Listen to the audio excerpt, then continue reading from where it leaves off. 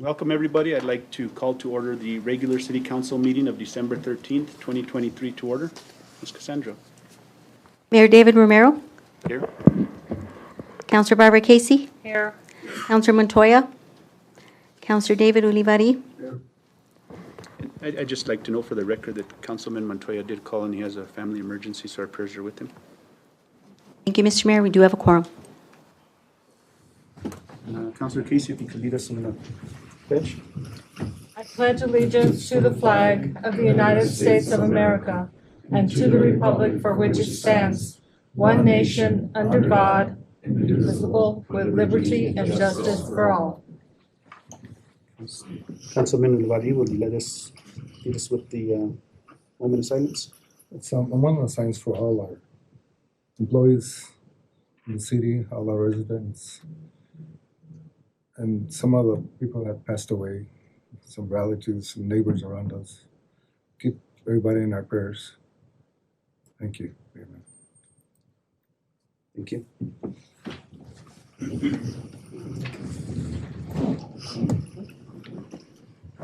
Mr. Mayor, approval of the agenda, and I believe you had a recommendation for an amendment. Yes, I was going to ask that we postpone. We had a presentation by the Parks and Rec Department, so if we could postpone that till next week. So I'd entertain a motion with that change. Mr. Mayor, so moved. Motion by Councilor Casey, second by Councilman Ulivari. All in favor? Aye. Those opposed? The ayes have it. Mr. Mayor, I move approval of the agenda as amended. Motion by Councilor Casey, Second, Mr. Mayor. second by Councilman Ulivari. All in favor? Aye. Those opposed? The ayes have it. Thank you, Mr. Mayor. Moving on to public input. We do have 3 individuals signed up for public input tonight. Our first one is Jose Maestas, speaking on city manager with extraordinary dedication. Mayor and Council, thank you very much for allowing me these few minutes to share with you some observations and some thoughts. You probably are going to think that I'm a bit biased, and you're probably right. Also, I would like to say that I'm probably going to be frowned upon for standing up here tonight by someone, and I think you know who, but I'm going to take my chances anyway. But I wanted to share with you that during the pandemic,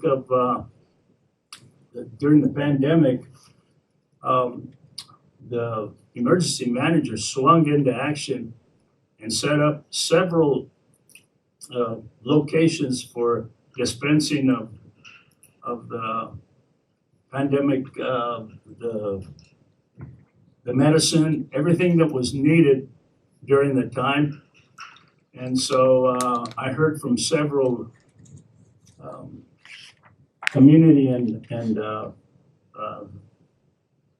San Miguel County medical personnel that the emergency manager was doing such an excellent job of setting up all these locations to reach our citizens.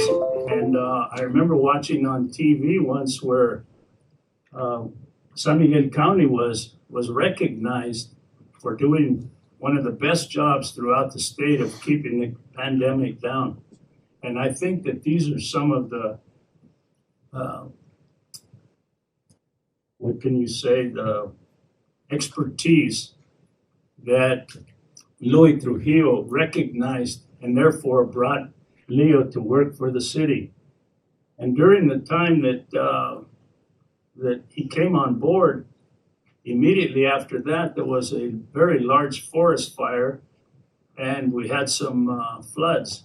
During this time, I witnessed where he went up to the diversion dam till all hours of the night, and I'm sure people here that work for the city can vouch for that. He was there concerned that the water would be contaminated at the lake or that too much water would flood the city.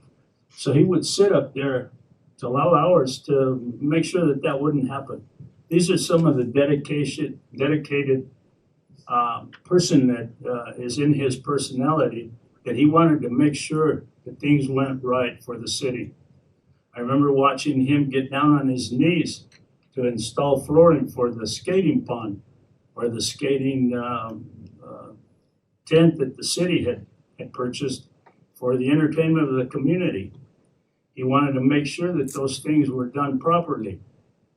I also watched him wire the gazebo for 3 minutes, Mr. Mayor. for music for the entertainment of the community.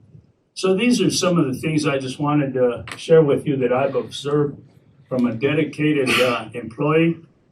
I wish I would have had people like him in my unit in the Army, because I wanted people that would get down there in the trenches and take care of work instead of somebody sitting in an office moving paper around. I just wanted to share that with you. And again, I hope that Leo doesn't get upset with me for standing up here tonight. But thank you. Thank you, Mr. Maestas. Mr. Mayor, next we have Ken Ulivari speaking on mayor's appointment and water utilities. And just as a reminder, you have 3 minutes to speak. Thank you. Hello, council. Thank you for allowing me the opportunity. As the prior gentleman stated, during the pandemic was a rough time for everybody here in Las Vegas. A lot of things went downhill fast. We lost a lot of businesses, small businesses. I know the last time you guys were discussing the food truck park, and we hope to make progress on that so we can have a few more opportunities to taste some of the wonderful food that we enjoy here in northern New Mexico. One of the things I want to point out is, and I want to ask the council, if you guys are going to amend the city charter in any way, because it stands in stark contrast to the state law regarding the mayoral election. There's different opinions that say that we can't have an election, not 90 days, 180 days, this, that, and the other. Or are we just going to go with an interim mayor until 2026 when the next election was supposed to be after Trujillo's term ends? So I'd like to ask you guys, what is your solution for that? How are you guys going to deal with that? Or are we just going to keep appointing interim mayor after interim mayor? Because people here in this city are frustrated. They're frustrated with government, especially city government. Me and this guy over here work at a barbershop. We hear it from people every single day, and we're losing the confidence of the public here in Las Vegas. And I hope that that doesn't happen. I hope it further does not decrease their confidence. And I hope that you guys can rebuild that confidence so people can have an actual mayor to finish out their term. And so I would ask you guys to address that, at least give us an idea of what the plan is, what's going on. If you guys are looking for to bring any other businesses into town to replace those that closed down during COVID, because that was shut down at your guys' discretion. And so now that we have hindsight is 2020, we're hoping that you guys can remediate some of these problems and some of these things that we have gone without. Another thing is the streets. There's a lot of projects that Mr. Lucas Marquez does a fine job at presenting to you guys, but our streets are in horrible shape, very horrible shape. It's ridiculous, all the potholes that have been there for decades. So please address the basic features of our town before we go putting arches and pretty signs and this and that and the other. We hope that you would address the basic needs of the people. The last thing I want to ask about is I got a thing where the gas prices are going down. You guys did the public a favor and lowered the gas prices because the prices went down or something. So I'd like to ask the council if there's any plans to lower the water prices. If the water, can we get some help for these people who are struggling after this forest fire with their water bill? You guys did it and we appreciate you guys lowering the gas prices and for those people that it applies to. And I would ask, so there's a couple of questions that I'd like you guys to address, and I thank you for your time. Thank you, Mr. Ulivari. I just want to address that the topic about the mayor appointment is later on the agenda, so if you could stick around, that discussion will be taken amongst the governing body. The other stuff, if you want, we could probably schedule a meeting with the city manager and myself and kind of discuss some of that. Yes, sir. Thank you. Mr. Mayor, next we have Lawrence Arianes speaking on business items and water.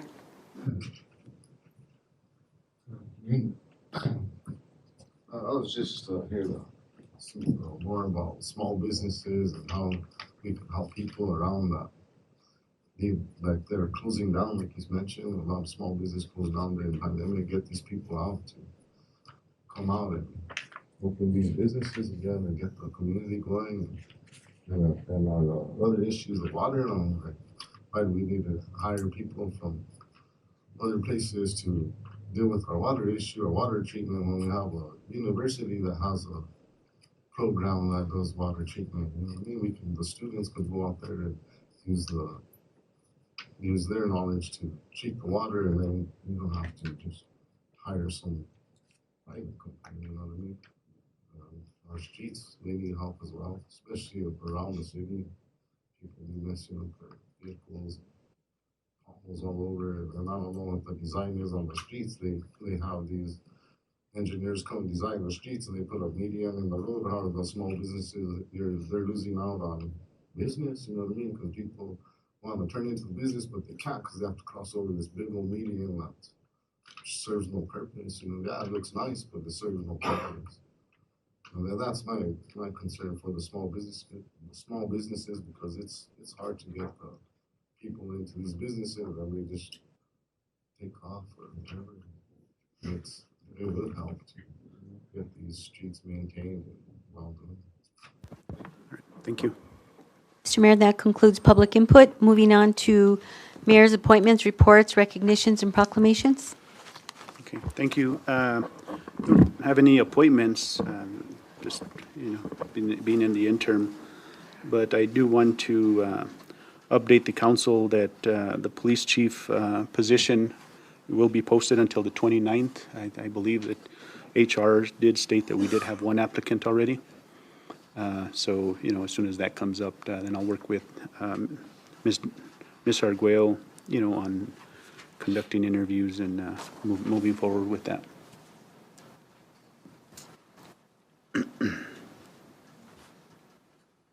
And the other thing I wanted to ask, I was asked by our finance director, Tim Montgomery, to see if I could be present at a exit interview for the audit, and I'd like to see, usually we could have two, so I'd like to see if maybe one of you could join me in that. And it's at 3 p.m., am I right? 3:30. When? Tomorrow. So they'll get with me and I'll update you, and I just wanted to afford them that opportunity here. Thank you. Right now, that's it for now. Thank you, Mr. Mayor. Moving on to councilors' reports. Mr. Mayor, Councilor Casey? thank you.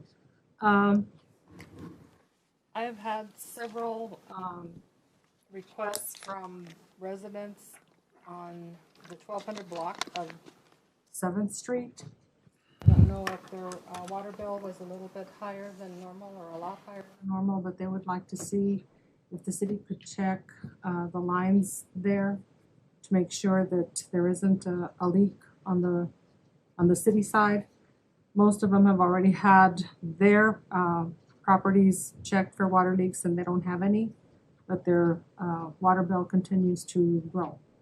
So I know that there's not a whole lot of personnel right now in that department, but if those could be checked, that would really be wonderful. Another thing is last month we talked about following up with the Litherlands on the use of the donated property, and we directed city manager to do that. Have you talked to them lately and let us know what they want done? Yes, Ms. Casey. In regards to the property, there was no direction that they gave to the city in the donation of the property. What they suggested, or not suggested, but they were contributing monies towards the monument of their family. So a plaque, a statue, something like that. So when we come to that design, they would fund that portion of the project. Okay, and Counselor Montoya, that property used to be in his ward. It's now in mine.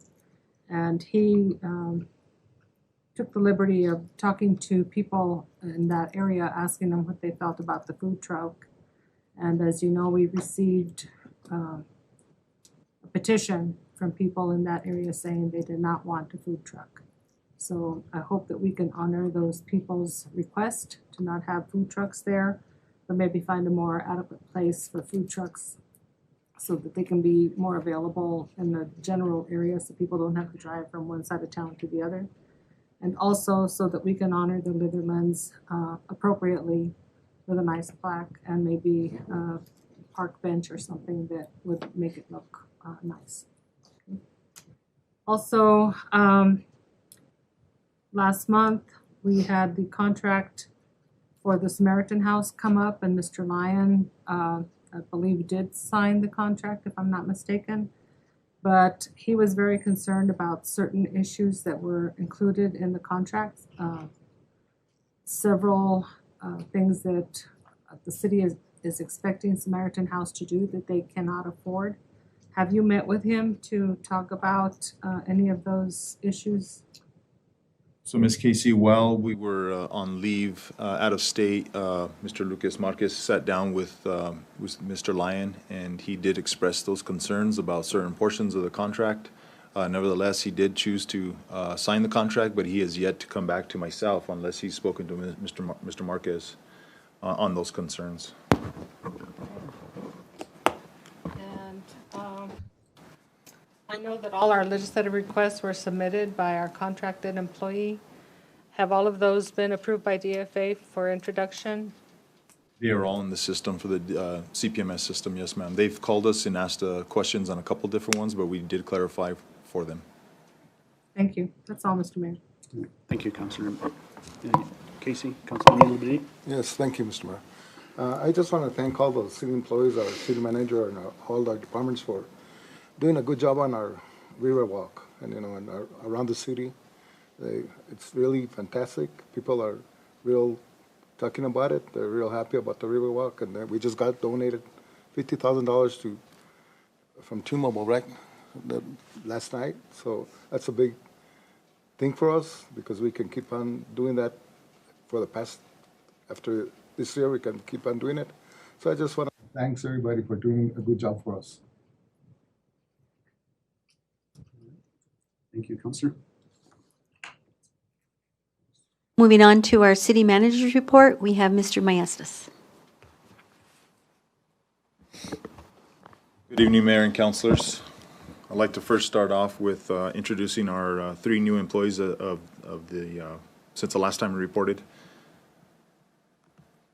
Starting off with Ms. Michaela Espinal in our animal care technician, Xavier Herrera, animal care officer, and Abin Fernandez is a maintenance worker 1 in our streets division. I wanted to touch base quickly on our trip to California to the NILEO conference. Was asked of me to bring back some reporting on what took place at the event. Obviously, it's a huge benefit for us to network with mayors, city managers, councilors, other appointed officials from other jurisdictions across the nation to hear their concerns, some of their obstacles and things that they've had to deal with. And oddly enough, we're dealing with a lot of the same things across the country. Obviously, we're a smaller demographic or a smaller population than some of these other jurisdictions, Houston, Austin, bigger places like that. But for the most part, it's access to healthcare, it's access to resources in the community, money to get infrastructure improved. But there's some information there. One of the biggest things that they talked about is mapping the community. Where's their pharmacies, access to grocery stores, access to parks, access to public health care or public safety, and dispersing that evenly throughout the community. So those are some of the things that we would like to work on here, bringing it back home to Las Vegas. Also, communicating with our local, state, and federal partners, healthcare providers, on access. I know that there's some new clinics here in town. We have a nonprofit that's now taken over Alta Vista Hospital.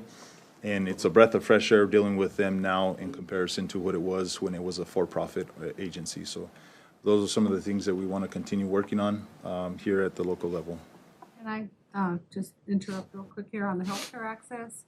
The San Miguel Family and Community Health Council in prior years has developed a notebook that shows every single healthcare provider in the city and in the surrounding area.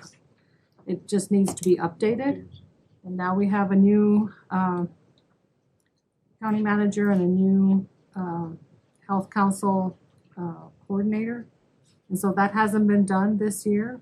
But if the city would work with the previous coordinator, she has all the information.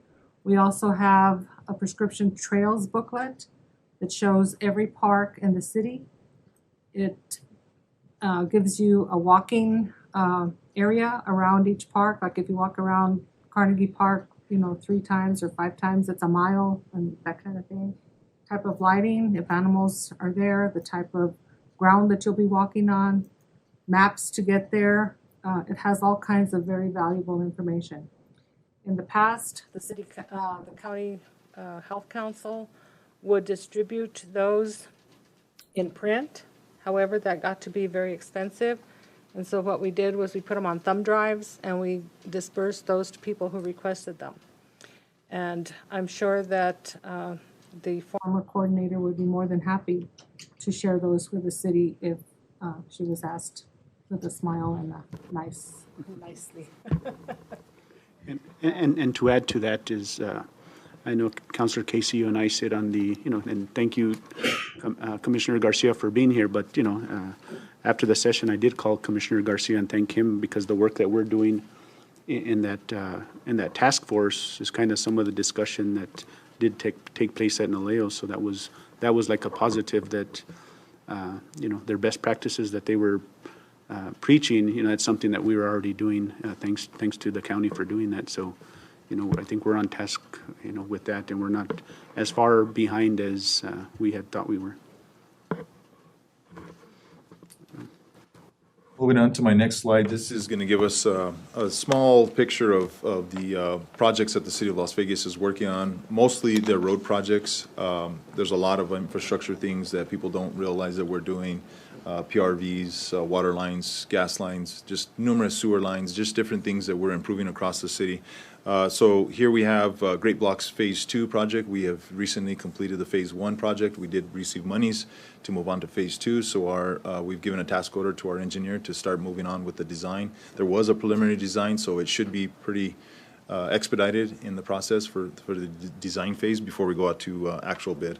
Ed Cristone Park is also monies that we received from DOT this past year. It's in the design and surveying phase. Senior Center parking redesign, that was a project that was approved by council through an RFP process last month. Our contractor has already begun that construction. It is going to be pretty disruptful to our clients there at the Senior Center, so we are coordinating to place some of the classes that we have there at the rec center, and then offering transportation to there because parking is going to be limited during the next 4 or 5 months. Also at the Senior Center, we have monies through Aging and Long-Term Services to replace the aging HVAC system. So that is finalized in the design phase, and we can move on to the actual construction portion of the HVAC system there. Legion Park Drive, as we know, it's under construction. We're moving into the colder months of the year where we're not going to be able to do asphalt work and some cement work, so we're going to suspend it for the winter months. All the below surface work will be concluded, will be finished, which is adding more drainage, culverts and drop inlets, and moving further west, I should say. But everything will be closed up so that the public can travel through that area until we reopen, probably in February when temperatures are going to be changing, hopefully. Moving on to University Avenue, again, that's another large project that we receive monies from DOT. It's in the design phase. We're hoping to get design drawings by January, moving on to the bid portion of the project in late February. Independence Avenue, I know that's been very disruptful for the neighborhood there on Independence and Hot Springs. It is finished with all the water line tie-ins. All we need to do is do the patching of the surface. Given the weather, we'll attack that as soon as we can. Lastly, or two last things here, Hot Springs Boulevard, we had a water line and sewer line replacement that was done in that area. Sewer line is concluded. Water line is still ongoing. We were having some trouble getting the DOT approval for crossing over Highway 65 in the intersection by Allsups.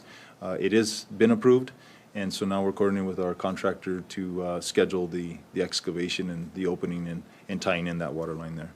Lastly, we have started our mid-year budgets with each of our divisions to go through and see where the obstacles in their budget are happening right now. We've already met with two different divisions with Mr. Timothy and his staff, and we'll continue with meeting with the rest of the divisions in the next week or so. Lastly, I'd like to kind of just brief everybody on some of the numbers that we've had. We had a turkey trot in November. We had 27 runners that ran in that event. Electric Light Parade, I hope everybody enjoyed it. We got a lot of positive feedback from the community. It's one of the largest electric light parades that we've had on record with 135 entries. Obviously, because of the weather, we've had to postpone Santa in the Park till next Saturday, so that will continue next Saturday. And I really want to express to Mayor and Council and the community a big thank you to our staff. You know, it's not ideal temperature to be out there. We've had them doing a lot of things to beautify the community that aren't really the basic needs of the community, but it really paints a great picture to the community. It gives our children some pride in being that they live here in Las Vegas. We wanted to give them a little taste of what Albuquerque has to offer with the River of Lights. Mayor had a great idea with doing this new event, and it's small this year, but we will continue to hopefully make it larger and larger as the years go through. But we do want to express to our staff a big thank you for being out there in the temperatures and making it happen. So thank you. With that, I stand for any questions. I just want to add to that, specifically more towards the public, Mr. Arnold Lopez and his staff, because, you know, to put on that, and I want to be, you know, clarify here, it's Lucis and El Rio for that event, because, you know, up until, I think about 2 weeks, you know, trying to get power to, you know, all those spots to put up these displays, and a huge thank you to all the organizations and businesses and community members that wasn't just the city of Las Vegas. You know, people could give all the credit to the city, but I think, I mean, we set up the power and some of the main lights, but a lot of these displays were them coming together at their own costs. Councilman Montoya just set up his this past weekend, and he was telling me he spent $500 in extension cords. So that just kind of gives you an idea on some of the, you know, the amount of money put into some of these displays, you know. So thank you to them, and thank you, Arnold, and your staff. I know it was in the cold on for Saturday, and they were still out there, so thank you guys. And also thank you, Chuck, for, you know, being there and helping best coordinate as best you could with where the displays were going to go. I know that was, some people wanted in certain areas, and that was difficult to do, but thank you, guys. All right. Thank you, Mr. Mayor. Moving on to approval of minutes for November 15th and November 22nd, 2023. Mayor, I move approval of the minutes for November 15th and November 22nd, and as usual, they were perfect. Motion by Councilor Casey. Do I have a second? Second, Mr. Mayor. Second by Councilman Ulivari. All in favor, say aye. Aye. All those opposed, same sign. The ayes have it. Thank you, Mr. Mayor. Moving on to our presentations, not to exceed 10 to 15 minutes. Presentation by Maria Gilvary, Utilities Director, speaking on water quality and public notices.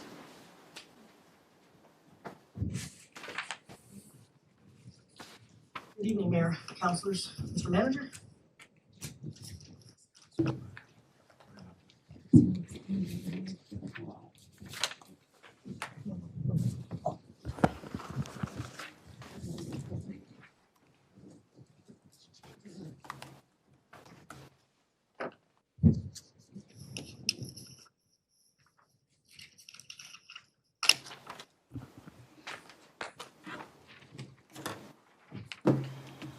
So, Mr. Mayor, I'm here today to give a presentation on some recent public notices that we have provided to the community.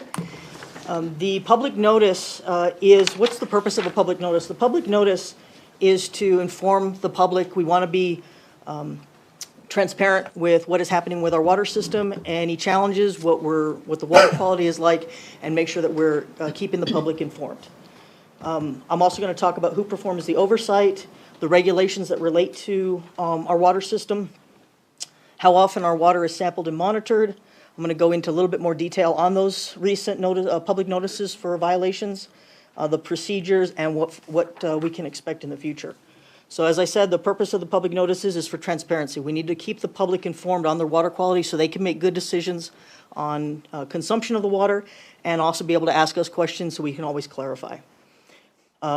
We also want to make sure that we're documenting the cause of the violation, the severity of the violation, and what's being done to address that. And sometimes in these notices, we need to provide direction to the public. And so that's one of the first things I want to say is, in any of the public notices, these do go through the state. And so if there is a situation where our water is unsafe to drink, we are required to do a boil advisory. So if you do not see a boil advisory in the notice, it is an informational notice to keep the public informed. So we do have regulatory oversight. That is from, sorry, 2 slides. We have the New Mexico Environment Department, and we have the EPA. So they provide the oversight so that they can hold us accountable and make sure that we are, one more, so that we can make sure that we are keeping to the Safe Drinking Water Act. If a drinking water standard is violated, then the state notifies us, and we are required, based on that notification, to respond to the public, to inform the public, and our requirements are in that notice from the state. If, as I said, if the violation is serious, there would be some mandatory requirements and language in those notices. So the notice, again, is going to always include what we violated. It's going to include the time frame that we have to notify the public, and it's also going to include the template for our response to the public. The state tells us what we need to tell the public. And then there's always some mandatory language that's in there. Next slide. So we are regulated by numerous documents, and we also have numerous guidance documents. So at the federal level, it's the 40 CFR 141, and then at the state level, it's the NMAC 2710. We do have numerous guidance documents that the EPA makes available to us to make sure that we are addressing and accounting for the proper water quality to meet the Safe Drinking Water Act. Next slide. So this is a little bit small, a little bit harder to read. We have a lot of monitoring that's mandatory. We have daily monitoring, continuous monitoring, monthly, quarterly, annually, every 3 years, and every 6 years. Different constituents, different water quality challenges are what we have a requirement on, and we are given a specific time frame. So the daily stuff is going to be the turbidity, the chlorine residual, which is the disinfectant. It's going to be the flow, the status of the system, and all of this stuff is reported to the state monthly. And it is logged continuously, so if at any time we want to go back and look at something, we have it. We have the data stored. So, Maria? Yes, sir. Sorry to bother you, but. No worries. So, as you go through these water monitorings, can you clarify to us who does the specific monitoring? I know we have Souter Miller on contract. Can you? So we have, first off, we have data loggers that collect all the results. That is something that is done by equipment. Staff do the review, and staff do the compilation, and staff do the reporting. That's city staff. And Souter Miller is the manager of the facility, so they oversee the monthly report, so that the city staff will gather the data, compile the data, provide the reports, and Souter Miller, the manager, and myself will both review them, sign off on them, and provide them to the state for our monthly requirements. So as far as the data gathering, Souter Miller? That's automatic. That is, all the data gathering is automatic. With the exception of chlorine residual, we have staff go out and actually physically take residuals and then log it. But flow and turbidity, head loss, all of that is automatically recorded in our data logging equipment. So based off of how things operate, what's the percentage, you're 100% overseeing that data with the Souder Miller manager? So everything that we report to the state, the mandatory stuff that we report to the state comes through my office and comes through before it goes off to the state. So the city staff compile it, the manager reviews it, make sure everything is accurate, and it's basically taking data from the data loggers and compiling it properly, and then it goes through my hands for a final review, and then it goes to the state for the state's review. So on the monthly monitoring, that's where we'll do back teas, TOCs, alkalinity, and that is also reported to the state. That is actually available on the Drinking Water Watch. So any of the stuff that's reported to the state or sampled at Hall or provided for our regulatory requirements is available on what's called the Drinking Water Watch, and you can go back for years and look at historical data.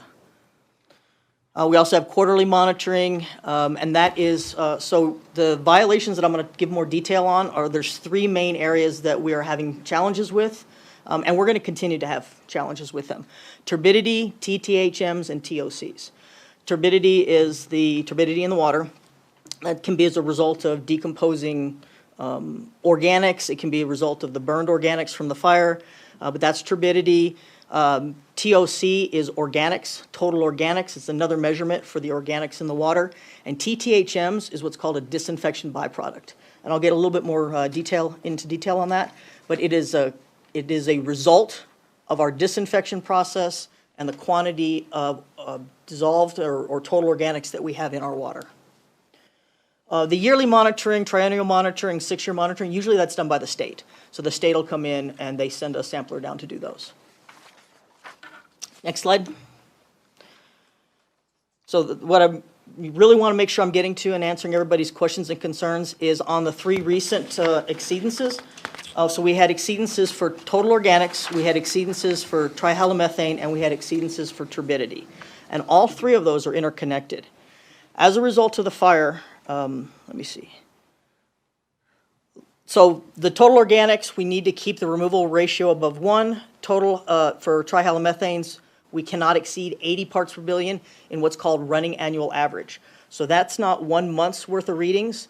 That's 12 months, actually 12 months of readings. And if our average exceeds 80, so you can have 1 month where it comes up high, but if it comes back down and keeps the average below 80, we're in compliance. With turbidity, we have 2 regulatory requirements. One is we want to stay below 0.3 turbidity units 95% of the time. And we also want to stay below 1 100% of the time. Or we're required to. So if you go to the next slide. So going back on that, Maria. Yes, sir. Can you go back to that slide? Back one? Yeah.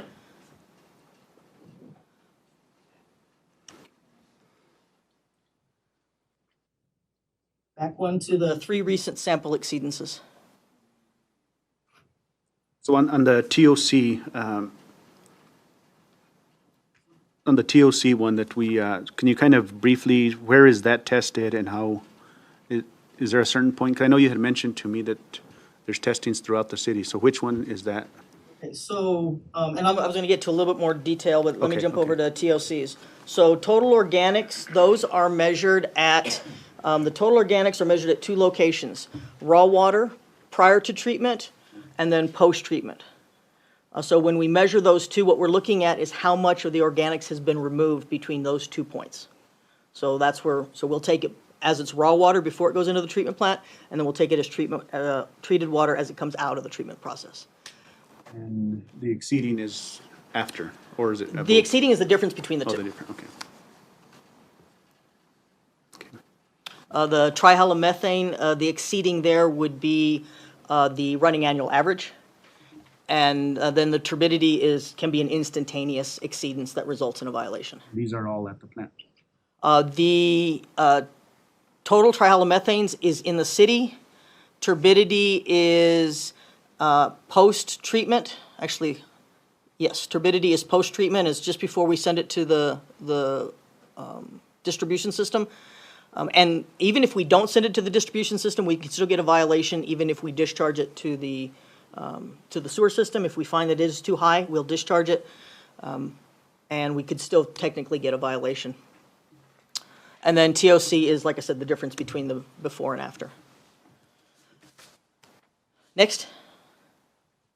So in 2023, the three main violations that I wanted to talk about are the turbidity exceedances.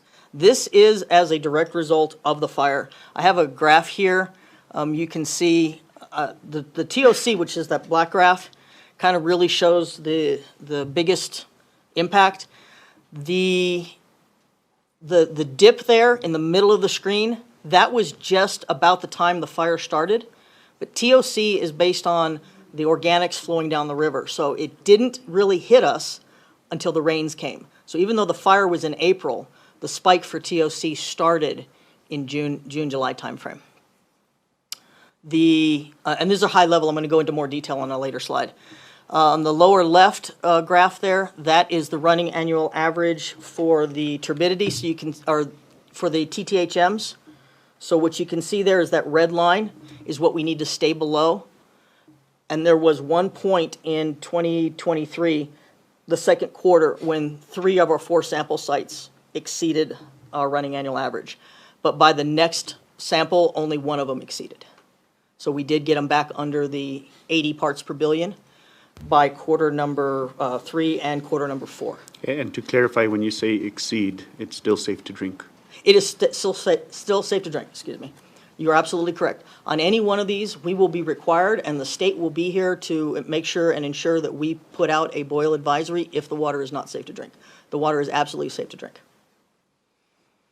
And then the graph to the right is a quick snapshot of when I said we had turbidity spikes. Those are individual 15-minute turbidity spikes over an entire year. So you can see how in that graph we're pretty much within compliance most of the year. And there was one in January, February, and March, a spike. And then we had a couple spikes, a few spikes here in November.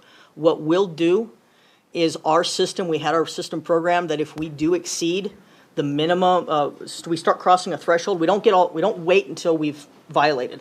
Before we get to a threshold, our system automatically shuts down. We have a lot of automation to our system. And we are going to be doing more. We've requested the SCADA program, and the SCADA system will automate a lot more to automatically shut down the system. So for each one of these, our system automatically shut down. So the water did not go to distribution. What we'll do is we'll take it and we won't even bother to try and send it to distribution. We'll just send it to the wastewater plant. So in this case, even though we had turbidity exceedances, and we still report them, we make sure that they do not go to distribution. Next slide. So this is one of the ones I want to kind of get to some detail about. This is called the running annual average for total trihalomethane. This is a quarterly sample. We take it in the middle month of each quarter, and there's 4 sites around town. We're required to take it at the most extreme locations because when water gets old, when water gets blended, when water gets old, when water gets blended with natural organics and disinfection, it can create disinfection byproducts. When we have temperature increases, it can create more TTHMs or disinfection byproducts. And then if the pH changes, we can get more disinfection byproducts. So there are several things that can lead to the disinfection byproducts. So what we do is we'll flush. That's why some people see us flushing around town. That's to keep the old water, get the old water out of the system and keep fresh water in the system. So when you see us flushing, we're doing that for a reason. We want to keep the water fresh and healthy. During the summertime, we do have a lot of increases in the warmer months. And then as a result of the fire, hopefully you can kind of see it in this graph. The fire, when the fire occurred, after that our total organics, TTHMs and our total organics increased, resulting in an annual average of higher TTHMs. But like I said, it went up for the second quarter. By the third quarter, we only had 1 site that was above our threshold. And in the fourth quarter, we had 1 site that's above the threshold. And I want to be clear, we're going to keep having these issues. We have burnt organics in the water that our filtration plant does not remove. It does not remove all of it. So we do the best we can to remove as much of it as we can.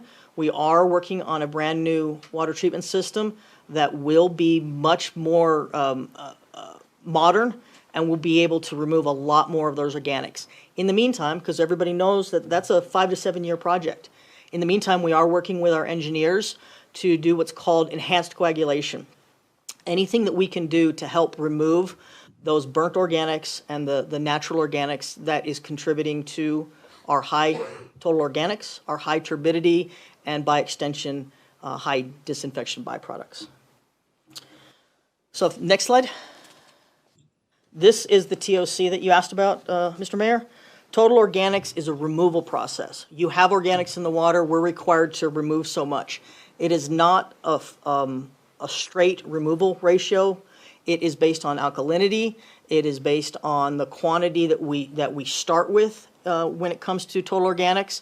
And so we have to take a lot of data. We take the total organics pre-treatment, we take the total organics post-treatment, and based on those two numbers, there's a series of formulas that we have to do to calculate whether we're in compliance or not in compliance. So this is a good graph that shows where the fire was at and where the rain was at, and how it was the fire that caused the burnt organics and caused the total organics for us to have to deal with. It was the rain that put it in the river that we were not able to totally hold back at our gabions and the emergency method and emergency measurements that we used to try and minimize getting turbidity down to our plant. Some of it still gets through. It is so fine. There are several college level, university level studies that have been done on the difference between burnt organics and natural decomposing leaves. It is a totally different organic that we're dealing with than we would normally be dealing with. So you can see here how after the fire and the rain, our TOCs spiked, and they have come down, but they don't come down in that drop off like they should. It came down and then it kind of leveled out, and we're continuing to have higher TOCs around the 2 to 3 range than we used to have. So as I said, we're working on with this, and our engineer is to use enhanced coagulation. Now, enhanced coagulation is additional chemicals. It can be additional components. It can be additional treatment equipment. It's not something that we can just buy and take care of. So we're working with our engineers to make sure that it fits our system. We tried enhanced coagulation several years ago, and we ended up having to shut the plant down and pretty much clean out all of our filter beds because the additional chemicals. Our system likes it one way and one way only. It's been around since the 70s and modified since the 70s. And so when we mess with it too much, it starts to not like that. So we are going to relook at enhanced coagulation, but we have to do it very cautiously. We cannot jump in with both feet. We could cause damage to our existing treatment system that we want to keep operational until we can get the new treatment system. And all of this information, we are in contact with the Environment Department every day. We have multiple contacts at the Drinking Water Bureau that myself and my staff, one of us is always in contact with every day. The next slide, please. This is turbidity. So I showed you the slide earlier about our turbidity exceedances. I wanted to give an example here. So 0.3 is our threshold 95% of the time. And in the upper left corner, you'll see a picture of a vial of water with a 0.3 and a 16 NTU. Both of them are clear as day. We want to keep it below 1. So we want to keep it below 0.3, 95% of the time, but we do not want to exceed 1. Sometimes we do exceed 1, but we do not exceed 16. The ones that we have exceeded have been approaching 10, and that's pretty much our extreme, and they're very short increments. These exceedances may be 15 minutes, maybe 30 minutes, and we're actually limited. If it's a 15-minute hit, the state says, okay, it went up, but it came back down. If we have 2 15-minute hits, then we need to report it to the state. And to be clear, our last violation that we had to do the Tier 1 on, which was immediate notification to the public, the reason that happened was because my staff did not call the state on November 17th, the day that it occurred. We're required to call the state within 24 hours, and we did not. When that happens, it's treated like a Tier 1 no matter what. So that was the issue with that particular violation. And again, I'm being straightforward with everybody. Our plant is still going to have turbidity issues and TOC issues and TTHM issues until we can address it with either enhanced coagulation or the new water treatment plant. But I would like to reiterate, I drink the water every morning in my coffee. It is safe to drink. If it is ever unsafe to drink, believe me, I will be out there announcing a boil advisory if it is ever unsafe to drink. So Maria, just for the record, your coffee at home or your coffee at My your coffee office? here at the city. Okay, You're just welcome to making come sure. by and have a drink with me at any time. Anybody here would like to come by and sit down and have a cup of coffee with me in the morning, I will gladly do that. Okay. Next slide, please. So what I wanted to show was what we get, what I get. So when we send off, we collect our data, we pull it from the computer. So it's not data we create. It's pulled from data loggers. We send that data, we report it to the state. The state recognizes we violated something. Usually we know, and we're already in communication expecting this letter. I'll get a letter saying you had a turbidity exceedance. It is required that you notify the public within 24 hours, 30 days, or 12 months. Those are usually the 3 timeframes that we're given. And within that time, and we want to do it as quick as possible. So even if we're given 30 days or 24 months, we're going to try and notify the public as quick as possible. So that's the letter on the left. The letter on the right is what they send us to say, here is your template for what you're going to tell the public. They tell us what to tell the public on what violation. They don't want us to make it up. They tell us you had a turbidity exceedance, and this is what you need to notify the public of. What they direct us to inform the public is what are we doing to fix it, and how long is this issue going to go on. So when you see that public notice in the newspaper or in the mailing or on social media or wherever we're trying to get it out to the public, what you're looking at is read clearly on what the violation is, and it is going to be clear. Please read all the words. And then when it gets to what we're doing, we're saying, okay, this is what happened, and this is how we're going to fix it, and this is how long it's going to take for us to fix it. Next slide, please. So as I mentioned, we have 3 different time requirements. It's because there's 3 different tiers. These are federally required tiers, and they have a very specific definition of them. If it is a Tier 3 violation, it is not health-related, and we may have forgotten to report something, but the documents show that it is not a health-related issue. We're given 12 months to report it. If it is a Tier 2 violation, meaning it's still not a health and safety issue, but the state determines that it is important enough to let the public know, we've exceeded something, but it's not necessarily a health and safety risk, then we have 30 days to notify the public. That Tier 1 violation, is it a health and safety risk, or does the state determine that we need to notify the public within 24 hours? And again, because we did not notify the state said, you now must notify the public within 24 hours. And when that happened, I was in communication with them right away, wrote the documents up probably within 5 or 6 hours, and we had it out to the public before the end of that day. The next slide. What to expect for the near future. TTHMs are still going to be a challenge because as long as we have natural organics and higher levels of organics in the water, and we still disinfect, we're going to have higher TTHMs. The thing that'll reduce the TTHMs is less organics or less disinfection. I am not lowering the disinfection just to get the TTHMs down. We need to keep the disinfection at a high enough level to make sure that we're maintaining the health and safety of the public by making sure the water is safe to drink. So even though the TTHMs are spiking, TTHMs are a long-term concern. Bacteria is a short-term concern. So my first focus is making sure that there's no bacteria in the water. The second thing that we're going to continue to deal with is the TOCs. We have a lot of sediment still in the water, and every time it rains, we get spikes with sediment. We didn't see the same thing this year that we did last year because we didn't have the monsoons like we did last year. I'm expecting if we have monsoons this coming year, we're going to have high spikes again. And then the TOCs and turbidity are kind of connected. So as long as we continue to have that organics, and then, like I said, we're working on the enhanced coagulation. We can get that enhanced coagulation. We may be able to, most likely we'll be able to reduce some of the turbidity to help minimize some of these. But I want the public to know my staff are working very hard to not get to the point where we have to give a boil advisory. And we're also meeting all state requirements when it comes to reporting, making sure the public is aware, and doing the best we can. We actually regularly get compliments from the state, amazed that after the fire, we never had a boil advisory. I actually had them say to me twice, we are so amazed that the city never had a boil advisory with everything the city had to go through. And, that's kudos to my staff. They had, last week or the week before, almost every staff member put in 80 hours in 1 week. And that includes Sauter Miller staff, that includes city staff. They stayed there every day. The manager from Sauter Miller has been staying at a hotel here to make sure that he's there at 5 a.m. when the technicians come in. And sometimes they've been calling me at midnight to tell me, all right, we finished for the day. So they're working 5 a.m. to midnight, getting some sleep and coming back. The water treatment plant operators, they're professionals. They're certified by the state.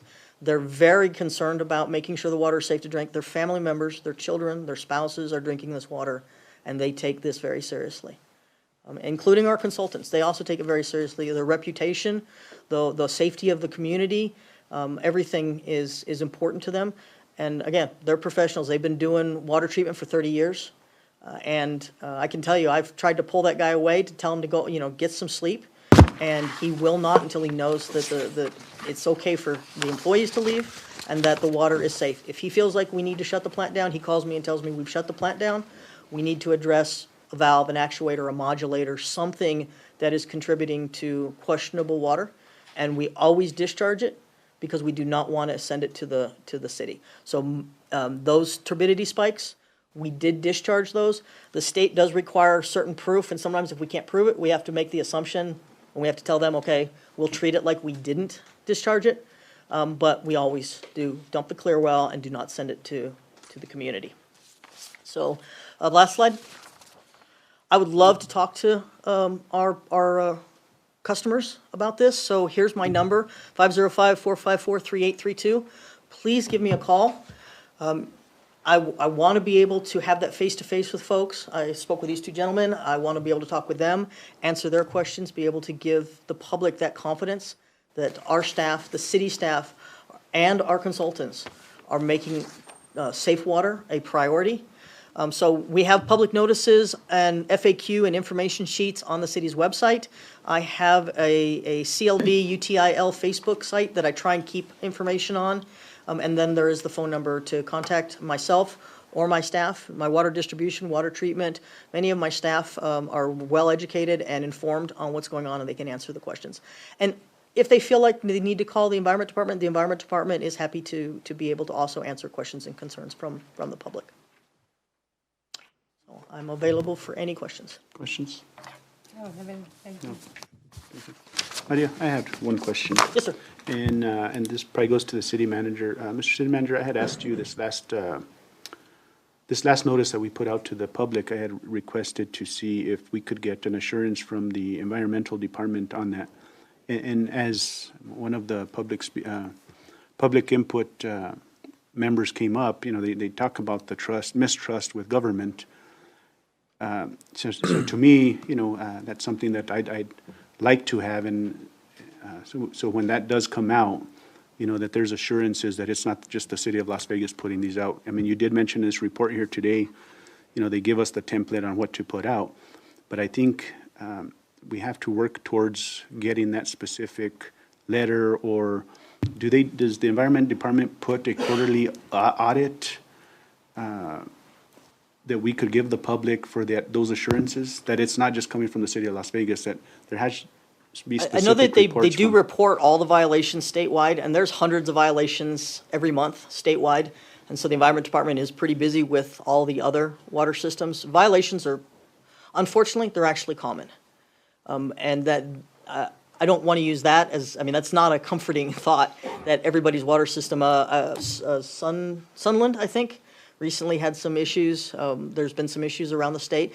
There's pretty much issues every month. So the state does put out, I believe, all of the notices of violations. And so this community, the state, anybody in the state, or anybody who can have access to the internet can read those violations and can be aware of it. They don't put out reports or audits or anything like that. They put out okay, these are the facts. This is just the facts for As this a particular. request from, let's say a mayor or the governing body, that we request, you know, for, I know this last notice, it's been quite some time, but if we could work towards, you know, at least getting one, you know, when one of these comes up, getting that assurance from the environmental department, just so that the public does feel safe. They don't, I'll be honest, they don't feel safe with this governing body. They don't feel safe with what's coming out from, you know, utilities. So, you know, I would ask that the governing body, you know, at least have that request towards them and just, you know, one or two times ask, just put a letter to assure our community that our water's safe to drink. Is that too much to ask? No, Mayor, I have spoken with Mr. Joe Martinez from the Drinking Water Board, and I expressed our concern about the coordination and collaboration that we do on a constant basis with the Drinking Water Board. And so they're running by their council to see if they can come up with some type of letter supporting document that states that we are in constant communication with them. And I think that, you know, coming, you know, as you said, we're gonna be going through this, but one letter from them for assurance that it's not just us, you know, blowing smoke to the constituents. It's the environmental department also knows that. Well, there's a couple things that, you know, there's only so much control and so much that I can do, so, you know, I'm gonna keep putting the information out there for the public. I can tell you, there would absolutely be a boil advisory if the water was not safe to drink, and that's one definite thing, that if they would be here in a heartbeat if our water was not safe to drink. So it's kind of a reverse confirmation that our water is safe to drink. The other thing that I know I wanted to clear up, because I think this question came up before, it seems like we get these every 3 months, and we will be getting them every 3 months, and it's because they're quarterly. The turbidities, or the TOCs and the TTHMs are quarterly reports to the state, so as long as we're going to continue to have those challenges with TOCs and TTHMs, those will be quarterly violations. So I can expect for the near future, we're going to continue to have, see those every 3 months. So one last question, Maria. Yes, sir. When these violations come out, who gets those? Just your office or the city manager and mayor's office? It gets emailed directly to me, and then the environment department calls me. Okay. So, I mean, just my experience in another, I just have always seen where, like, for instance, I would think that the city manager, that never happened, or has it just been, maybe we've had? I don't know I don't know if it's just because I'm the utilities director, or because, you know, my certification. Because you would have it, but I mean, I'm just saying. Yeah. So others within. Yeah, it's always been administration would addressed, know. it's always been addressed to the utilities director. Okay. I will absolutely make sure that I forward it to the city manager. I always call him, every time I get one, I do notify him, and let him know that there will be, a public notice coming out to inform the public. Thank you. Thank you.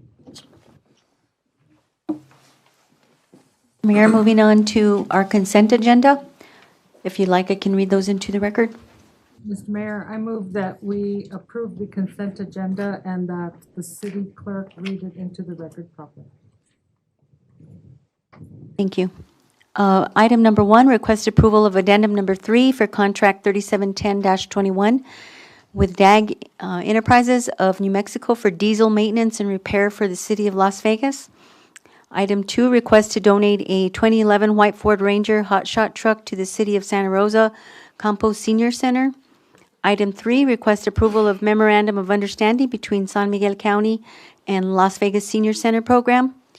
And item number 4, request approval of MOU between San Miguel County and Las Vegas Senior Center program for the San Miguel Senior Center.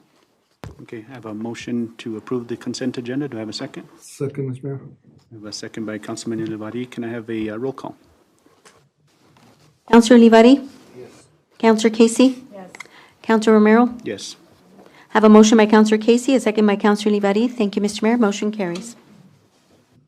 Moving on to our business items. Our first item is discussion and action on helping fund the New Mexico County's annual summer conference to be held on June 17th through the 21st in 2024 in Las Vegas, New Mexico. Mr. Mayor. Thank you. Thank you, Cassandra. Thank you. At this time, I'd like to bring up Chairman Garcia. In discussion prior, I know he'd been in discussion with the mayor and also myself, and I think it's been, brought up to each of our attentions that the San Miguel County will be hosting the 2024 New Mexico County's annual summer conference. And it's something that, I know will generate some lodger's tax and other gross receipts. So at this time, I'd like to, give the floor to Chairman Garcia. Good evening, Mayor and Council. Thank you for having me, and thank you for adding this item to the agenda. We are hosting the New Mexico Counties Conference in 2024, which will be this coming June here in Las Vegas. We wouldn't be able to have it if we didn't have support from the local elected bodies and the school. We're going to be hosting the conference at New Mexico Highlands University. We're anticipating between 500 and 600 people to come to the conference.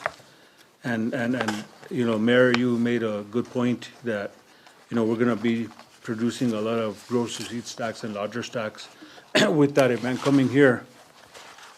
But there's a requirement by the county in order to be able to host that, and it's a fiscal responsibility. The Association of Counties brings a budget that they use every year for the conference, but the hosting county has to come up with some funds as well. And so I reached out to the mayor, Mayor Romero, sometime back, and I asked if the city would be willing to help with the funds to match the county's budget requirement. And so the mayor reached out to me a couple of weeks ago and asked if we have an amount, and I believe you got one for 30,000, a request for 30,000 from our county manager's office. And so we're anticipating the match would be about $60,000 for the county. That will help include, just as an example, and I'll talk about that because I'm the one that puts that together, the equipment rodeo. We're gonna have to have some facility improvements, temporary facility improvements that are gonna cost money to be able to host that. We're gonna be renting a tent, we have to rent a generator, we have to rent tables and chairs. And so all that comes as a cost to the county. In addition to that, we're gonna be hosting a reception, a dinner and a reception. All those are costs that are required in order for us to host a conference here. It is anticipated, and this is something that I've always used. If you have 500 people that come here, and conservatively they spend $400 each that week that they're here, you're going to be generating $200,000 in cost. And if $200,000, they say that every dollar that is spent once before it leaves the community, it goes about 7 times before it leaves the community. So if you generate $200,000 in GRTs or in costs within the community, 7 times will be $1.4 million within that week that they're going to be here. So if you do $1.4 million times the GRTs times the lodger's tax, then you can see the impact that it's going to have in Las Vegas. And so we're doing the best that we can to have the best conference possible. We're going to be leaning on you as the time comes from here to June to help us with street cleaning, to help us with marketing as much as we can.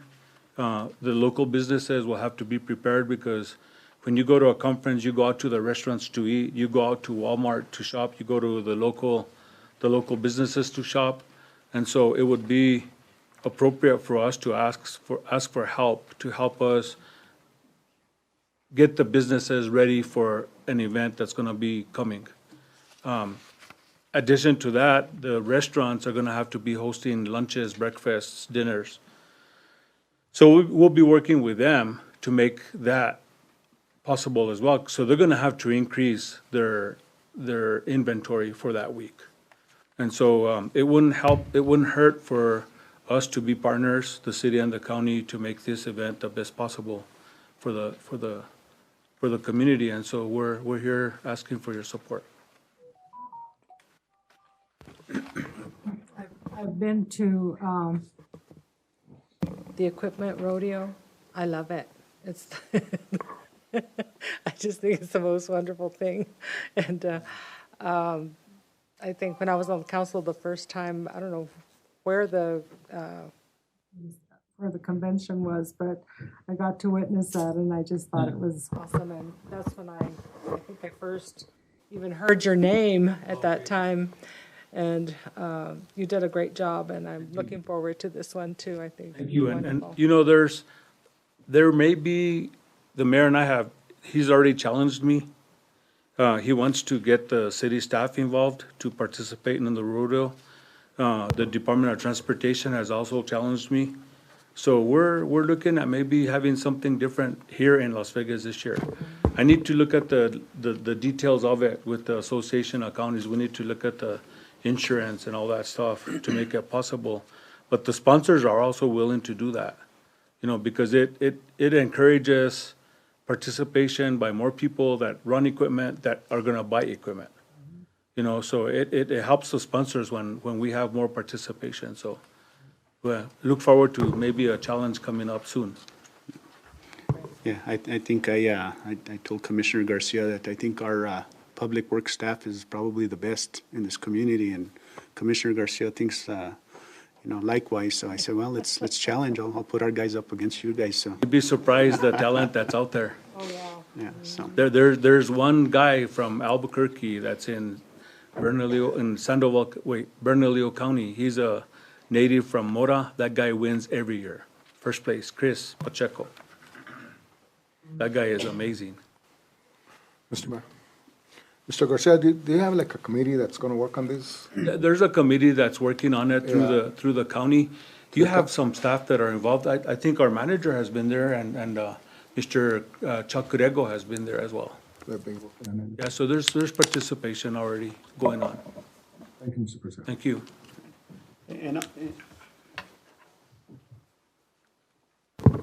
And also I had asked Mr. Tim, our finance person, if he could kind of, as we do some of these fiscal impacts, you know, so I just wanted to make sure that we were okay budget-wise and what his thoughts were, if we can.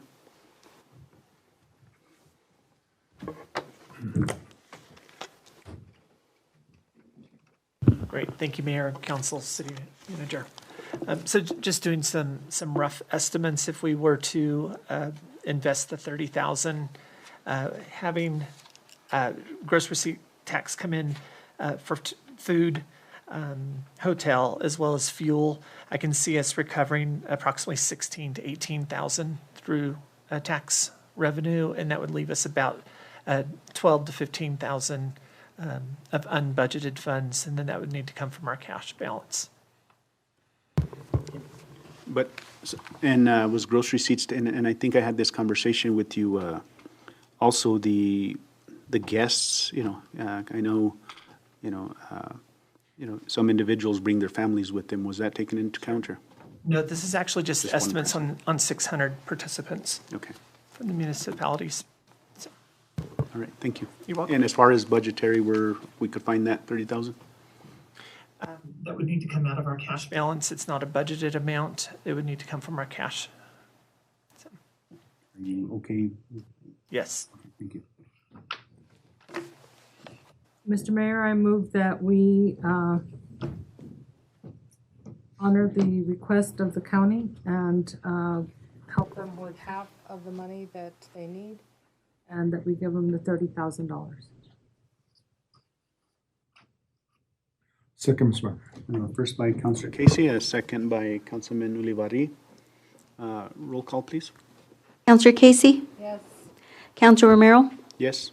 Counselor Olivari? Yes. I have a motion by Counselor Casey, a second by Counselor Olivari. Thank you, Mr. Mayor. Motion carries. And Chairman Garcia, I guess the next question would be is, if there does seem, I know we still have, a few months, if there is that need, then we could have those conversations in case this isn't enough. And I think we continue, I know the conversation has always been, we want to bring visitors to this community and, increase GRT.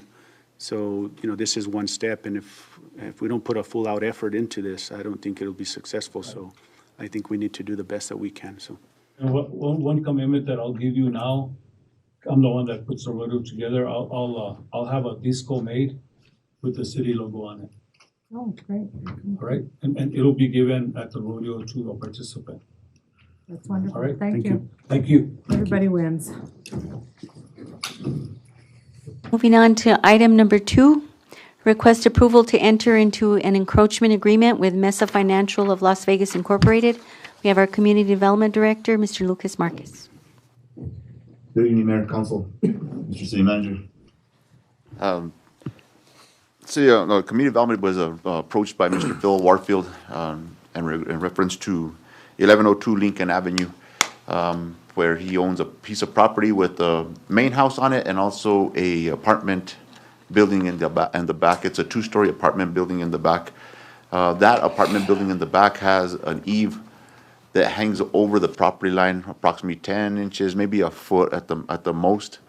And also on the side, another 6 to 10 inches on the side that are encroaching onto city property. City staff went out there, did some measurements to make sure that we were okay in height for in case there ever was an emergency back there for fire to be able to enter the alley, and also for solid waste services if ever needed. Height is good, and we're recommending entering into the agreement. Any questions? I appreciated the photos that were put in our packets. That was very helpful. Mr. Mayor, I move that we enter into the encroachment agreement with Mesa Financial and Mr. Phil Warfield. Motion by Councillor Casey. Do I have a second? Second, Mr. Mayor. Second by Councilman Olivari. Roll call, please. Councilor Romero, Yes. Councilor Casey, Yes. Councilor Olivari. Yes. I have a motion by Councilor Casey, a second by Councilor Olivari. Thank you, Mr. Mayor. Motion carries. Thank you, Mayor. Thank you, councilors. Moving on to item number 3, request to change the museum organizational chart, replacing the 2 museum clerk part-time positions to 1 museum clerk full-time position. We have our city manager, Mr. Maestas. Mayor and council, as you know, it's becoming harder and harder to find applicants for some more positions. We currently have a part-time clerk in the museum right now that is willing to move into a full-time position, but it does not reflect the full-time position on the organizational chart. So we're asking if we can take the 2 to 1. Mr. Timothy has presented or prepared what the financial impact would be if we had 2 part-times versus the 1 full-time.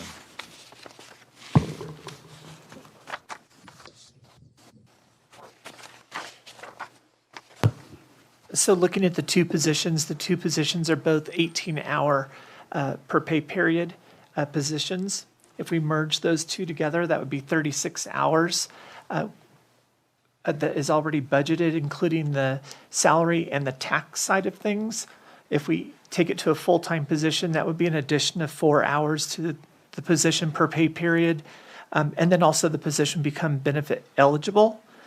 The overall salary impact would be $2,665, and the benefits would be $5,316 for a total of $7,982. In speaking with the department director, that's something that could also come out of the current budget through salary savings or supply and equipment for this year. And then next year, for the 25 fiscal year budget, we would go through the budgeting process to make sure that that increase was included in the new budget. So, thank you, Tim. And councilors, I know as we've gotten some of these requests as far as positions and, other budgetary items, we've never gotten that fiscal impact from finance. So I've asked that our finance director, when that happens, that we have that presentation, because I think it's important that as we move forward, we know what it's costing us and we're not just kind of making these decisions and then finance is trying to scramble for those funds. Thank you. One question that I had, I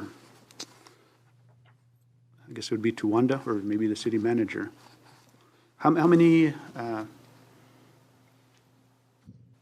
employees do we have currently? Good afternoon. Hi, thank you. Mayor and councilors. We currently have, I'm gonna have to do a count. We have the museum manager, the custodian. We have a specialist position that has been vacant for most of this fiscal year. And then we have the 2 part-time museum clerk positions that we're looking at combining to make 1 full-time. So we're going from a 5 FTE or 5-person position to down to 4 at this point.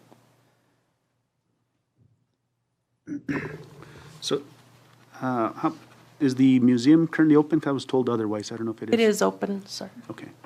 And that's how many days a week? It is open, currently it's open Tuesday through Saturday. We've just published some winter hours, so we'll be open to the public Tuesday through Friday. Staff are there. The custodian gets there at 7 in the morning. He leaves at 4, but the rest are there from 8 to 5. Would you happen to know what the visitors, let's say on a weekly basis for monthly basis? Yes, sir. That is a monthly report that I give to city manager. And this month was kind of low. We had some plumbing issues. I think we had like 61 visitors. But I believe last month we had 218, something like that. Or, yeah, I know it was over. I mean, it was quite a bit. It decreased quite a bit in November. I think year to date we've had 718. That number comes to my mind, and that's as of July to November. So we've had quite a bit of visitors lately. Any questions, councilors? No. Mr. Mayor, I move that we replace the 2 part-time positions on the organizational chart and change it to 1 museum full-time position. Motion by Councilor Casey, a second. Second, Mr. Mayor. Second by Councilman Montoya. Roll call. Counselor Olivari? Yes. Counselor Casey? I mean, you Liberty, sorry. Yes. Counselor Romero? Yes. I have a motion by Counselor Casey, a second by Counselor Olivari. Thank you, Mr. Mayor. Motion carries. Thank you. I appreciate it. Thank you. Moving on to item number 4, discussion direction on the Ray Herrera property located next to the Las Vegas Police Station at 318 Moreno Street. Mr. Mayor? Yes, I was, prior to Mayor Trujillo resigning, ran into Mr. Ray Herrera, and it's been brought to my attention, it was brought to my attention at that time that he and his brother had purchased the property that's right next to the police department. In conversations, Mr. Herrera was talking about, a potential business, and at that time I asked him if he'd, before they, even start that consideration, is to maybe allow the city to have discussions about either us maybe purchasing the property or leasing the property, and that's why I have the discussion here tonight to kind of see, what you guys feel. I know it's in our master plan, to create more parking, and the properties within the plaza area are very difficult to find. So I think it would be important that we at least consider, either leasing or purchasing, and I'll go ahead and turn it over to. Thank you, Mayor, Council, City Manager. Yes, my brother and myself recently purchased that property on Moreno, which is right in front of the PD. We talked about it. I believe he talked to you and the old mayor, Mr. Louis Trio. And we kind of figured it'd probably be, right just to bring it to your guys' attention that probably expanding the parking lot for the PD would simply be one of the best things, because it is a big chunk of that area. And I mean, you guys could do a lot with it. We could do a lot with it. We could, make a small business there or something, or we're not sure what it's zoned for. We really haven't gone that far. But but I think it'd be in the best interest of the city and, us as residents, and working with the city in a bunch of different ways. We'd like to, give you guys that opportunity. I think Councilor Casey? Please excuse me, and I'm being kind of nosy here, but Is your dad Ray Herrera and your mother Modesta? Yes. Okay. I grew up right across the street from them. And I knew you as a little boy. You used to play in the alley. And your dad would tell me, Cuídame al Rey. So I want you to know that seeing you here tonight makes me really happy. Thank you. It's very nice. Okay. Now I know who I'm talking to. I feel good about it. Yeah. Thank you so much. I'm glad that you brought this to the city, because that piece of property is really a valuable piece of property in terms of it can be used for a lot of different things.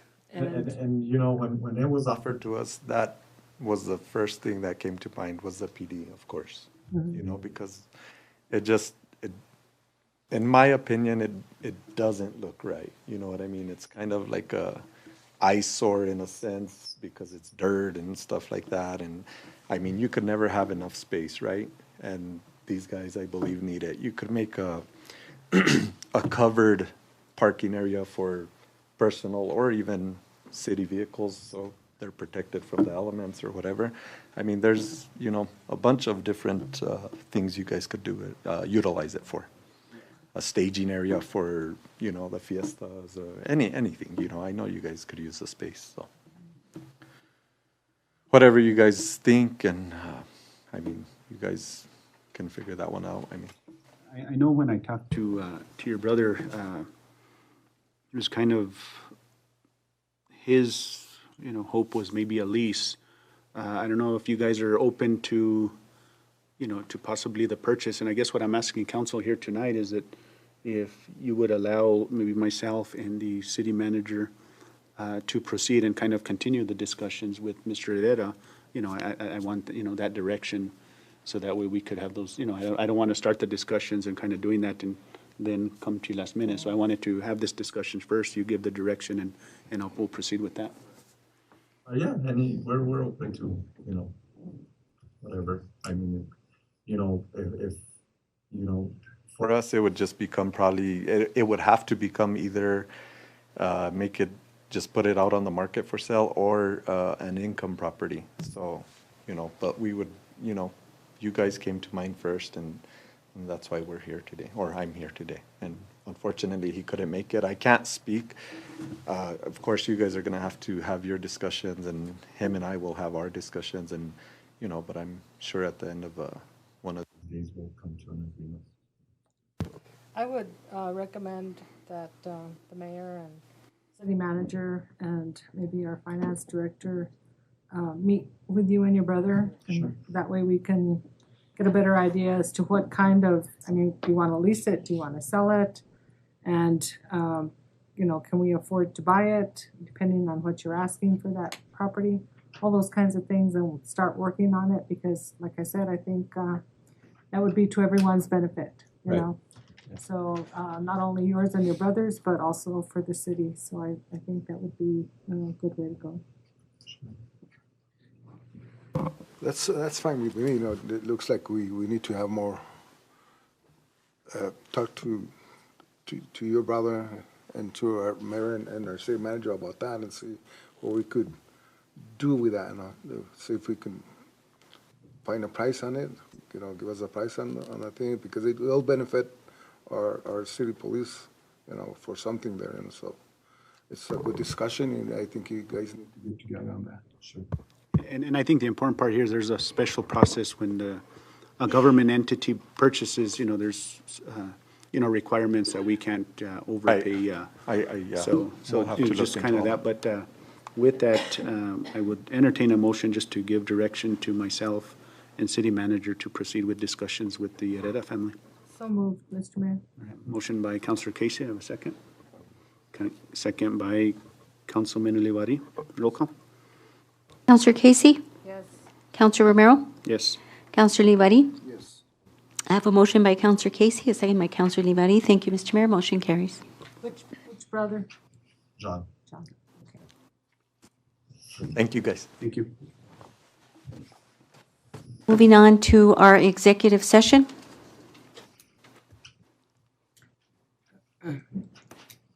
Counselors?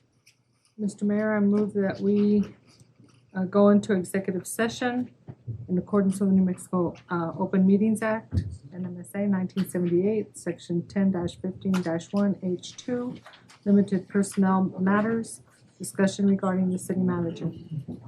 A motion by Counselor Casey, have a second? Second, sir. Second by Councilman Olivari. Roll call? Counselor Olivari? Yes. Counselor Romero? Counselor Casey? I have a motion by Counselor Casey, a second by Counselor Olivari. Thank you, Mr. Mayor. Motion carries. Thank you.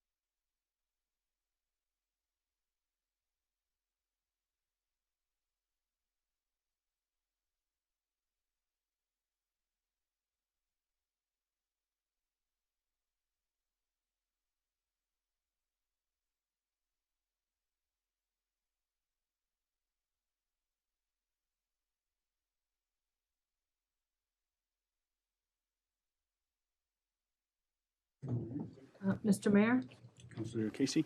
I move that we exit executive session and convene in regular session after having met in accordance to the New Mexico Open Meetings Act and NMSA 1978, Section 10-15-1 H2, limited personnel matters, discussion regarding the city manager.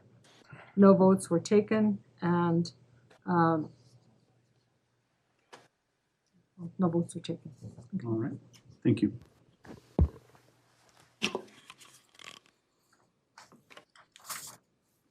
Mr. Mayor?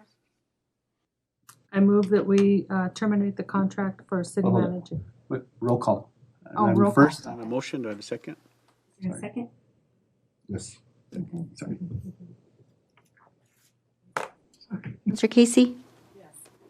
Counselor Olivari? Yes. Counselor Romero? Yes. Have a motion by Counselor Casey, a second by Counselor Olivari. Thank you, Mr. Mayor. Motion carries. Moving on to executive session action item, direction action regarding the city manager.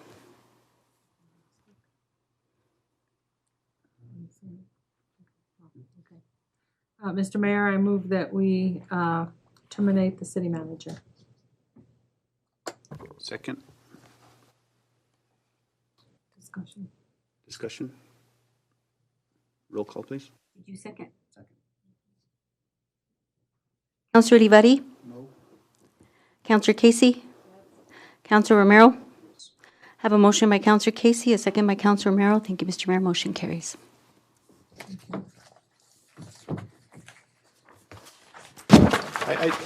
I just want to just say a few things, you know, as we move forward. You know, you can't take away, Mr. Maestas, the good that you have done. It's just moving forward and turning the page and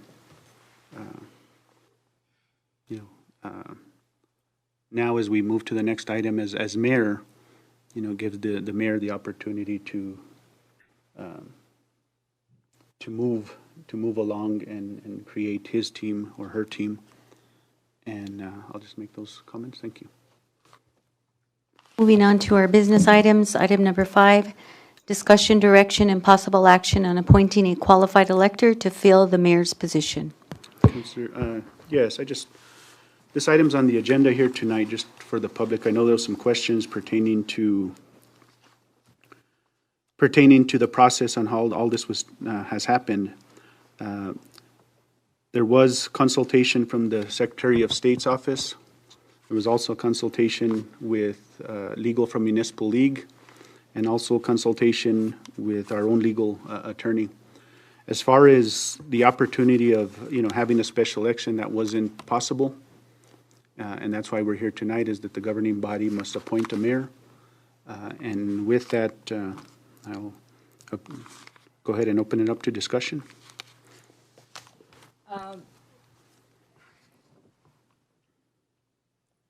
David Romero was the mayor pro tem, and as such, the charter allows and requires the mayor pro tem to take over the position of mayor when there is a resignation or the mayor leaves for illness or whatever reason.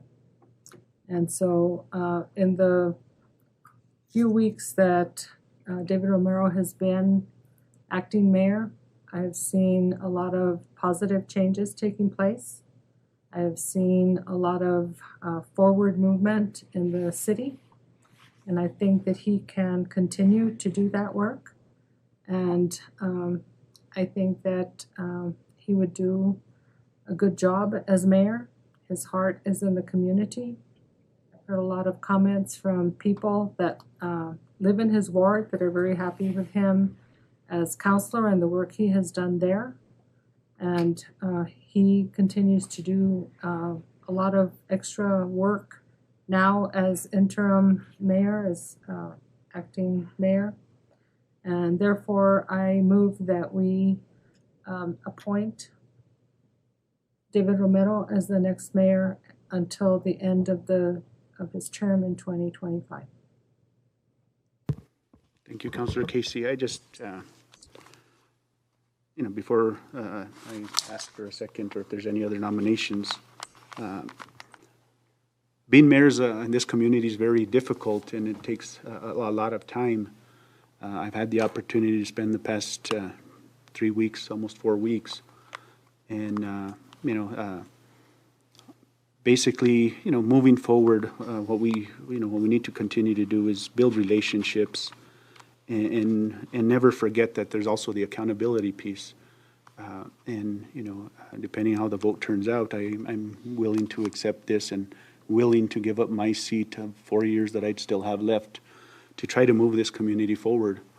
I know there's been, some questions in the community, like I'd be crazy to be giving up 4 years for 2 years. But at the end of the day, I think we sit in these positions to try to better this community. And I think if I can't do that in 2 years as mayor, then I'm wasting my time spending 4 years as council. So thank you, Councilor Casey, for those comments. And I'd gladly accept unless there's another nomination. So there's a motion on the floor. Second. Second by Councilman Ulivari. Before we take a vote, can I just make a comment? Yes. I know that David here will do the best he can to ensure that the city moves forward in a positive manner.